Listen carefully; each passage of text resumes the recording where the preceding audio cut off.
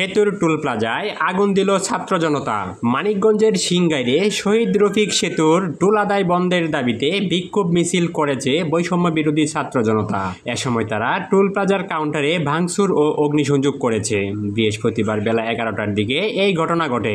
বিক্ষুব্ধ জনতা ও স্থানীয়রা জানায়, মানিকগঞ্জের সিংগাইর উপজেলার ধল্লা ইউনিয়নের শেষ সীমানায় অবস্থিত ভাষা শহীদ রফিক সেতুর টুল আদায় বন্ধে পরিবহন মালিক শ্রমিক সহ স্থানীয়রা দীর্ঘদিন ধরে দাবি জানিয়ে আসছিল।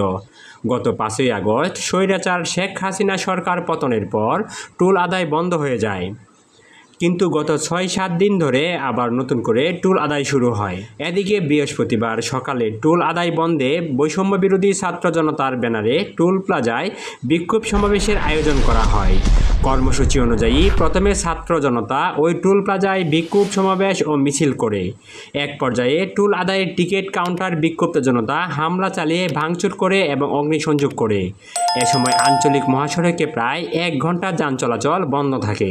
খবর পেয়ে সেনাবাহিনীর সদস্যরা টুল প্লাজায় গিয়ে বিক্ষুব্ধ ছাত্র জনতাকে শান্ত করে এবং মহাসড়কে আটকে থাকা পরিবহন চলাচলের ব্যবস্থা করেন। নিউজ ডেস্ক, স্বাধীন বাংলা।